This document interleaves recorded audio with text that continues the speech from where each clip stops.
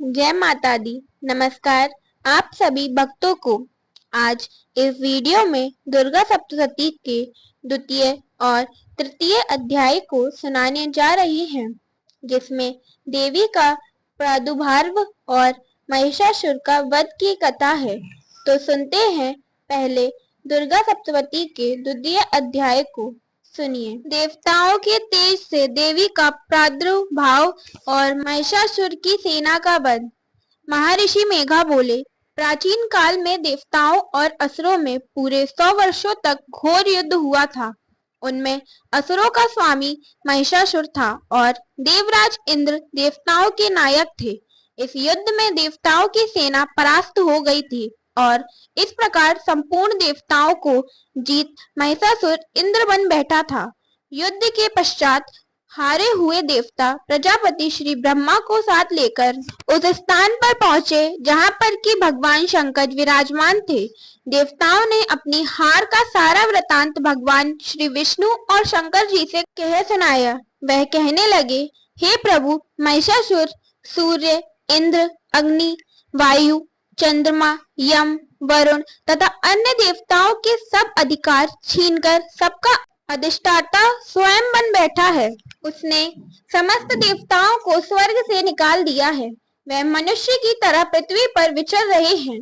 दैत्यों की सारी करतूत हमने आपको सुना दी है और आपकी शरण में इसलिए आए हैं कि आप उनके वध का कोई उपाय सोचें। देवताओं की बातें सुनकर भगवान श्री विष्णु और शंकर जी को दैत्यों पर बड़ा गुस्सा आया। उनकी भौहें तन गई और आंखें लाल हो गई। गुस्से में भरे हुए भगवान विष्णु के मुख से बड़ा भारी तेज निकला और उसी प्रकार का तेज भगवान शंकर, ब्रह्मा और इंद्र आदि दूसरे देवताओं के मुख से प्रकट हुआ। फिर वह सारा तेज एक में ही मिल गया और तेज का पुंज वहां ऐसे दिखता था जैसे कि ज्वालामय पर्वत हो। देवताओं ने देखा कि उस पर्वत की ज्वाला चारों ओर फैली हुई थी और देवताओं के शरीर से प्रकट हुए तेज की किसी अन्य तेज से तुलना नहीं हो सकती थी। एक स्थान पर इकट्ठा होने पर वह तेज एक देवी के रूप, वह भगवान शंकर का तेज था। उससे देवी का मुख प्रकट हुआ। यमराज के तेज से उसके सिर के बाल बने। भगवान विष्णु के तेज से उसकी भुजाएं बनी। चंद्रमा के तेज से दोनों स्तन और इंद्र के तेज से जांघा और पिंडली तथा पृथ्वी के तेज से नितंब भाग बना। ब्रह्मा के तेज से दोनों चरण और सूर्य के तेज से उनकी उंगलियां पैदा हुई और वसुओं के तेज से हाथों की उंगलियां एवं कुबेर के तेज से नासिका बनी। प्रजापति के तेज से उसके दांत और अग्नि के तेज से उसके नेत्र बने। संध्या के तेज से उसकी भौहें और वायु के तेज से उसके कान प्रकट हुए थे। इस प्रकार उस देवी का प्रादुर्भाव हुआ था। महिषासुर से पराजित देवता उस देवी को देखकर अत्यंत प्रसन्न हुए। भगवान शंकर ने अपने त्रिशूल से एक त्रिशूल निकालकर उस देवी को दिया और भगवान विष्णु ने अपने चक्र में से एक चक्र निकालकर उस देवी को दिया।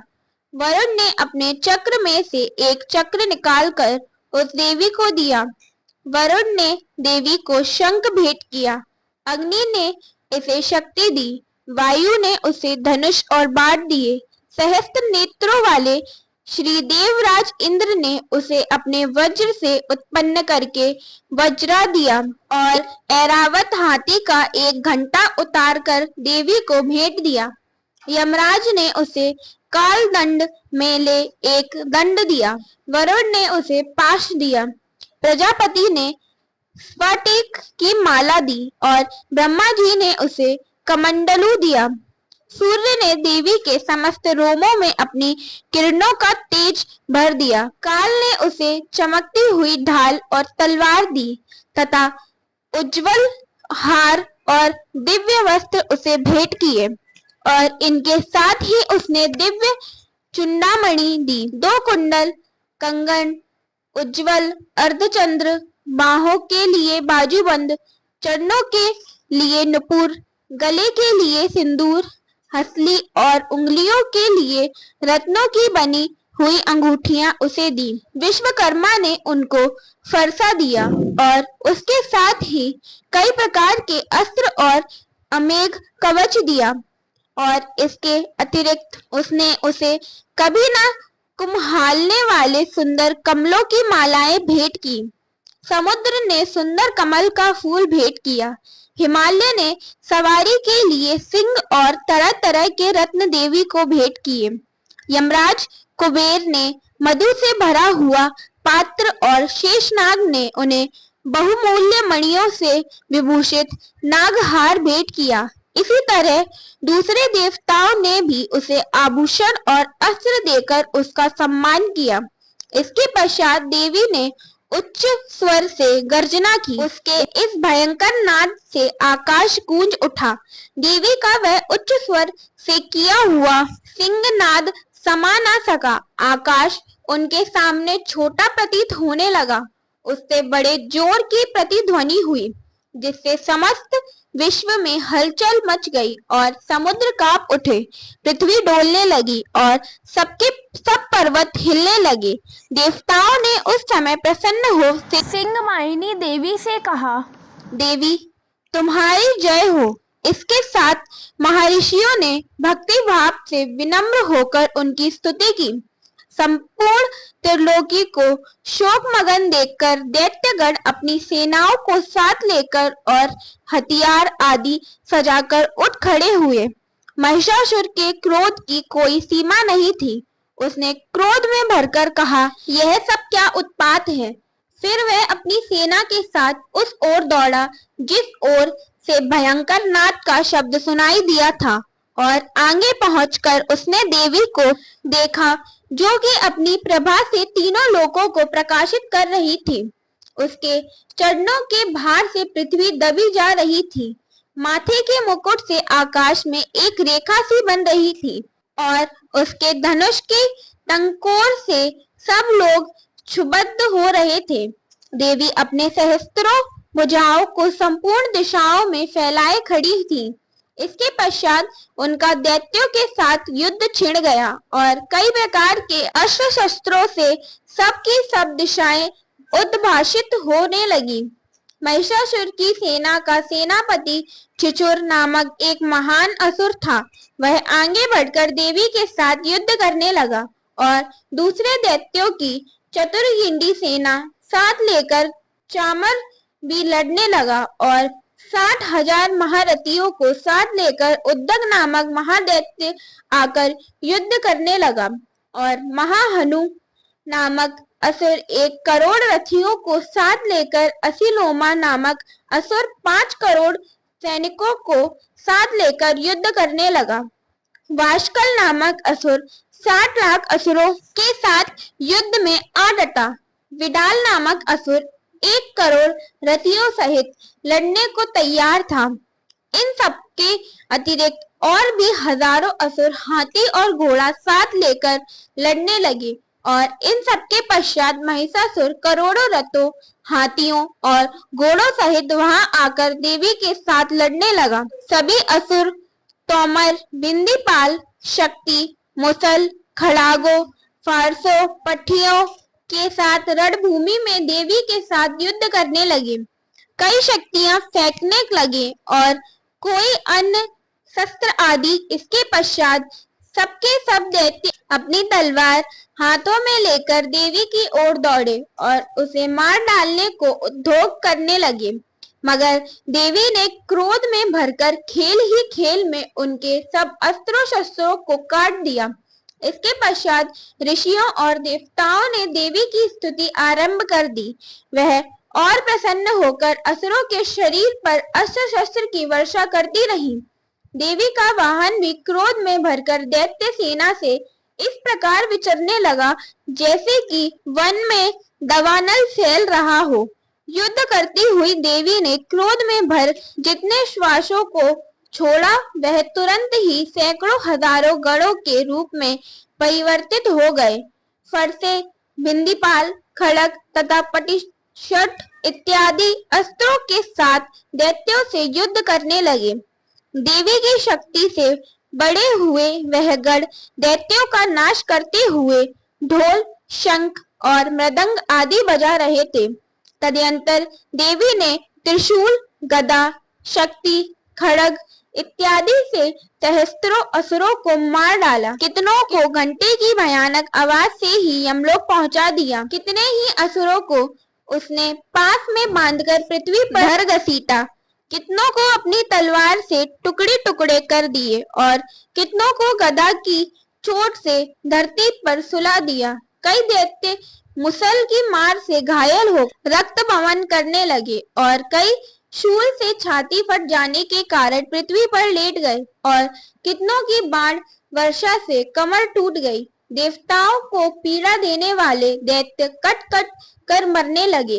कितनों की बाहें अलग हो गई और कितनों की ग्रीवाएं कट गई। कितनों के सिर कट कर दूर भूमि पर लुढ़क गए। कितनों के शरीर बीच में से कट गए और कितनों की जांघें कट गईं और वह पृथ्वी पर गिर पड़े। कितने ही सिरों व पैरों के कटने पर भी भूमि पर से उठ खड़े हुए और शस्त्र हाथ में लेकर देवी से लड़ने लगे और कई दैत्यगण भूमि में बाजों की ध्वनि के साथ नाच रहे थे। कई असुर जिनके सिर कट चुके थे बिना सिर के धड़ से ही हाथ में अस्त्र लिए हुए लड़ रहे थे। दैत्य रह रहकर ठहरो ठहरो कहते हुए देवी को युद्ध के लिए ललकार रहे थे। जहां पर यह घोर संग्राम हुआ था वहां की भूमि रथ, हाथी, घोड़े और असुरों की लाश से भर गई थी और असुर सेना के बीच में रक्तपात होने के कारण रुधिर की नदियां बह रही थी और इस तरह देवी ने असुरों की विशाल सेना को क्षण भर में इस तरह से नष्ट कर डाला जैसे तृण कष्ट के बड़े समूह को अग्नि नष्ट कर डालती है। और देवी का सिंह भी गर्दन के बालों को हिलाते हुआ और बड़ा शब्द करता हुआ असुरों के शरीरों से मानो उनके प्राणों को ढूंढ रहा हो। वहां देवी के गणों ने जब दैत्यों के साथ युद्ध किया तो देवताओं ने प्रसन्न होकर आकाश से उन पर पुष्प की वर्षा की। दुर्गा सप्तशती का द्वितीय पाठ पूर्ण हुआ। अब दुर्गा सप्तशती का तृतीय अध्याय प्रारंभ करते हैं। तो सुनिए दुर्गा सप्तशती का तृतीय अध्याय। सेनापतियों सहित महिषासुर का वध। महर्षि मेघा ने कहा, महिषासुर की सेना नष्ट होती देखकर उस सेना का बड़ा सेनापति खिचुर क्रोध में वह देवी के साथ युद्ध करने के लिए आगे बढ़ा। वह देवी पर इस प्रकार बाणों की वर्षा करने लगा मानो सुमेरु पर्वत पानी की धार बरसा रहा हो। इस प्रकार देवी ने अपने बाणों से उसके बाणों को काट डाला तथा उसके घोड़ों व सारथी को मार दिया। साथ ही उसके धनुष और उसकी अत्यंत ऊंची ध्वजा को भी काटकर नीचे गिरा दिया। उसका धनुष कट जाने के पश्चात उसके शरीर के अंगों को भी अपने बाणों से बींध दिया। धनुष, घोड़ों और सारथी के नष्ट हो जाने पर वह असुर ढाल और तलवार लेकर देवी की तरफ आया। उसने अपनी तीक्ष्ण धार वाली तलवार से देवी के सिंह के मस्तक पर प्रहार किया और बड़े वेग से देवी की बाईं भुजाओं पर वार किया, किंतु देवी की बाईं भुजा को छूते ही उस दैत्य की तलवार टूटकर दो टुकड़ों में हो गई। इससे दैत्य ने क्रोध में भरकर शूल हाथ में लिया और उसे भद्रकाली देवी की ओर फेंका। देवी की ओर आता हुआ वह शूल आकाश में गिरते हुए सूर्य के समान प्रज्वलित हो उठा। उस शूल को अपनी ओर आते हुए देखकर देवी ने भी शूल छोड़ा और महाअसुर के शूल के 100 टुकड़े कर दिए और साथ ही महाअसुर के प्राण भी हर लिए। किच्छुर के मरने पर देवताओं को दुख देने वाला चामर नामक दैत्य हाथी पर सवार होकर देवी से लड़ने के लिए आया और उसने आने के साथ ही शक्ति से प्रहार किया, किंतु देवी ने अपनी हुंकार से ही उसे तोड़कर पृथ्वी पर डाल दिया। शक्ति को टूटा हुआ देखकर दैत्य ने क्रोध से लाल होकर शूल को चलाया, किंतु देवी ने उसको भी काट दिया। इतने में ही देवी का सिंह उछलकर हाथी के मस्तक पर सवार हो गया और दैत्य के साथ बहुत ही तीव्र युद्ध करने लगा। फिर वह दोनों लड़ते हुए हाथी पर से पृथ्वी पर आ गिरे और दोनों बड़े क्रोध से लड़ने लगे। फिर सिंह बड़े जोर से आकाश की ओर उछला और जब पृथ्वी की ओर आया तो अपने पंजे से चामर का सिर धड़ से अलग कर दिया। क्रोध से भरी हुई देवी ने शिला और वृक्ष आदि की चोटों से उद्धव को भी मार दिया। कराल को दांतों, मुक्कों और थप्पड़ों से चूर्ण कर डाला। क्रुद्ध हुई देवी ने गदा के प्रहार से उद्धत दैत्य को मार गिराया। बिंदीपाल से बाष्पकल को बाणों से ताम्र तथा अंधक को मौत के घाट उतार दिया। तीनों नेत्रों वाली परमेश्वरी ने त्रिशूल से उग्रस्य, उग्रवीर्य और महाहनु नामक राक्षसों को मार गिराया। उसने अपनी तलवार से विडाल नामक दैत्य का सिर काट डाला तथा अपने बाणों से दिदुर और दुमुख राक्षसों को यमलोक को पहुंचा दिया।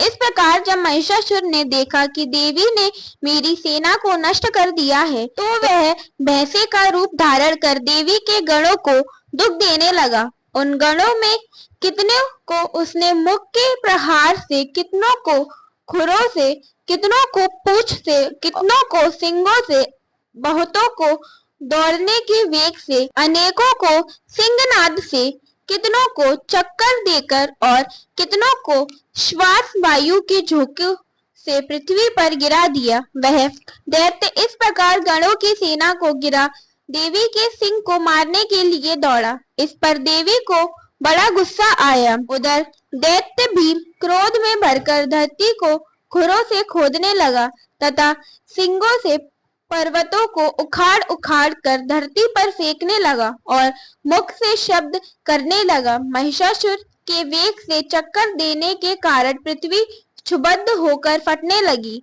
उसकी पूंछ से टकराकर समुद्र चारों ओर फैलने लगा। हिलते हुए सिंगों के आघात से मेघ खंड खंड हो गए और श्वास से आकाश में उड़ते हुए पर्वत फटने लगे। इस तरह क्रोध में भरे हुए राक्षस को देख चंडिका को भी क्रोध आ गया और वह उसके मारने के लिए क्रोध में भर गई। देवी ने पाश फेंक कर दैत्य को बांध लिया और उसने बंध जाने पर दैत्य का रूप त्याग दिया और सिंह का रूप बना लिया। और ज्यों ही देवी उसका सिर काटने के लिए तैयार हुई कि उसने पुरुष का रूप बना लिया जो कि हाथ में तलवार लिए हुए था। देवी ने तुरंत ही अपने बाणों के साथ उस पुरुष को उसकी तलवार ढाल सहित बींध डाला। इसके पश्चात वह हाथी के रूप में दिखाई देने लगा और अपनी लंबी सूंड से देवी के सिंह को खींचने लगा और गर्जने लगा। देवी ने अपनी तलवार से उसकी सूंड काट डाली।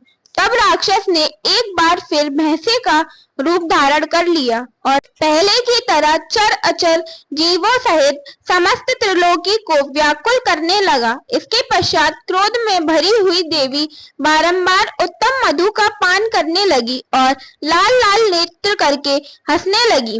उधर बलवीर्य तथा मद से क्रुद्ध हुआ दैत्य भी गरजने लगा। अपने सिंगों से देवी पर पर्वतों को फेंकने लगा। देवी अपने बाणों से उसके फेंके हुए पर्वतों को चूर्ण करती हुई बोली, ओ मूढ़, जब तक मैं मधुपान कर रही हूँ तब तक तू गर्ज ले और इसके पश्चात मेरे हाथों तेरी मृत्यु हो जाने पर देवता गरजेंगे। महर्षि मेघा ने कहा। यो कहकर देवी उछल कर उस दैत्य पर जा चढ़ी और उसको अपने पैर से दबाकर शूल से उसके गले पर आघात किया। देवी के पैर से दबने पर भी दैत्य अपने दूसरे रूप से अपने मुख से बाहर होने लगा। अभी वह आधा ही बाहर निकला था कि देवी ने अपने प्रभाव से उसे रोक दिया। जब वह आधा निकला हुआ ही दैत्य युद्ध करने लगा तो देवी ने अपनी तलवार से उसका सिर काट दिया। इसके पश्चात सारी राक्षस सेना हाहाकार करती हुई वहां से भाग खड़ी हुई और सब देवता अत्यंत प्रसन्न हुए तथा ऋषियों महर्षियों सहित देवी की स्तुति करने लगे। गंधर्वराज गान करने तथा अप्सराएं नृत्य करने लगी। तो अब यह दुर्गा सप्तशती का तृतीय अध्याय पूर्ण होता है। तो बोलिए जय माता दी।